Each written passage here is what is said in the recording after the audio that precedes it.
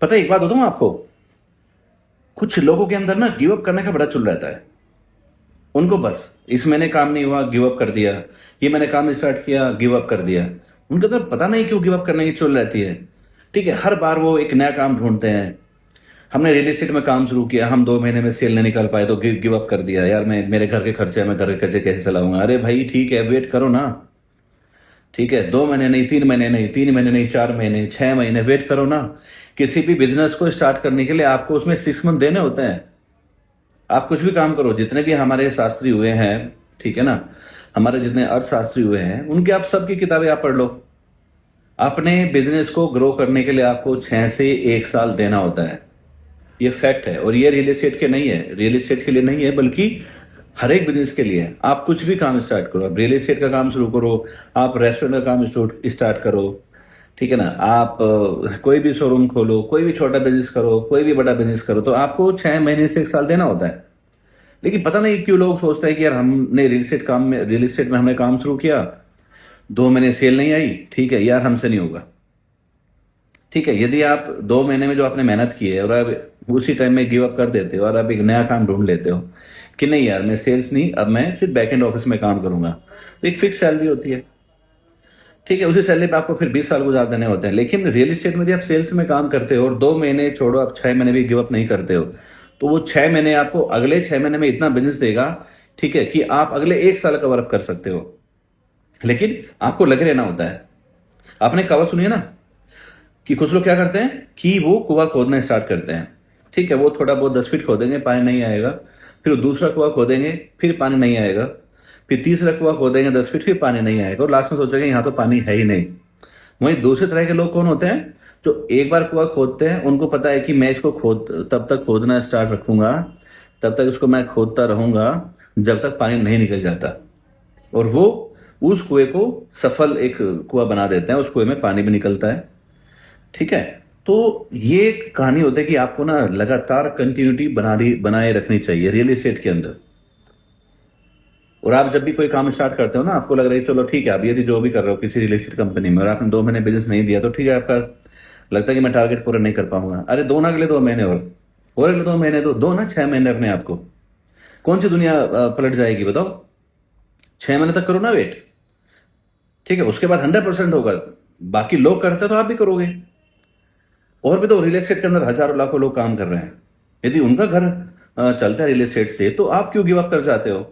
मैंने बहुत लोग देखे इस मार्केट में, जब हमारे पास इंटरव्यू देने के लिए लोग आते हैं तो कहते हैं जी मैं टारगेट पे नहीं काम कर सकता।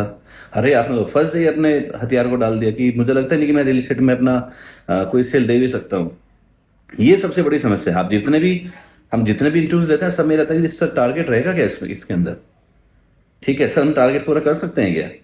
अरे भाई, आप अपने अंदर खुद के अंदर वो कैपेबिलिटी बनाओ ना कि आपको पूछना नहीं है सर मैं इस महीने आपको बिजनेस करके दूंगा, और वो बिजनेस मैं अपने लिए करके दूंगा ताकि मेरी भी अर्निंग हो सके। तो रियल एस्टेट के अंदर क्या है कि आपने कछुआ और खरगोश की कहानी सुनी है ना, सेम इसमें इंप्लीमेंट होता है। रियल एस्टेट, आप कछुआ चाल से चलो, आपको रेवेन्यू आना स्टार्ट हो जाएगा। आप सोचोगे 2 साल के अंदर ही मैं भाई साहब सब कुछ कमा लूं, मैं करोड़पति बन जाऊं। इतना ईजी नहीं है, और किसी भी बिजनेस में नहीं है।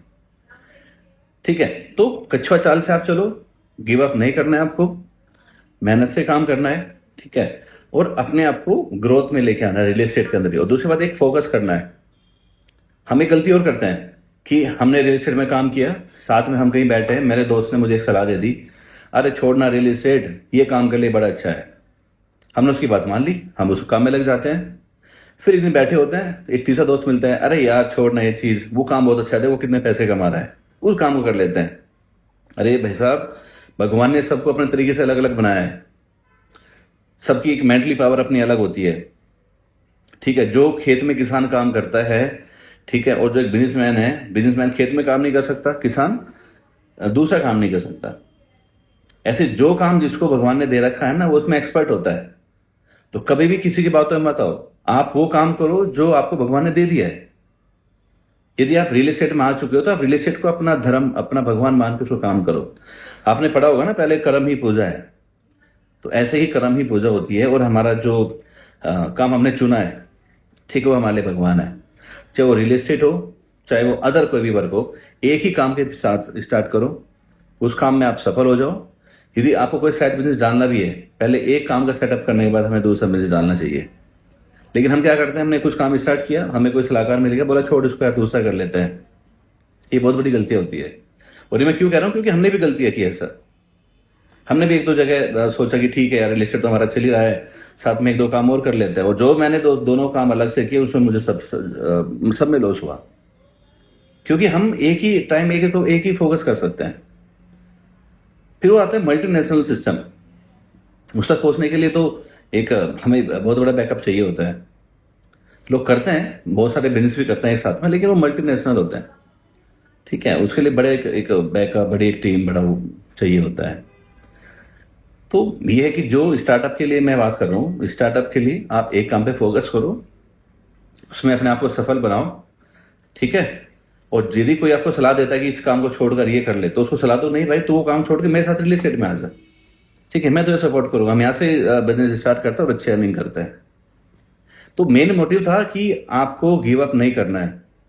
अपने आप को 6 महीने से लेकर 1 साल तो कम से कम दो, ईमानदारी से दो, अपने आप से कमिटमेंट करके दो। अपने आप से वादा करो कि नहीं, मैं अपने रियल एस्टेट के बिजनेस को या मैं रियल एस्टेट के अपने टारगेट्स को 1 साल में पूरा करूंगा। तो 1 साल बाद सोचो ना फिर क्या करना है। और मुझे पता है कि सब लोग कर लेते हैं। ठीक है, तो बस ये है कि आप जो भी काम स्टार्ट करते हो, 1 साल से पहले तो आपको गिव अप नहीं करना चाहिए।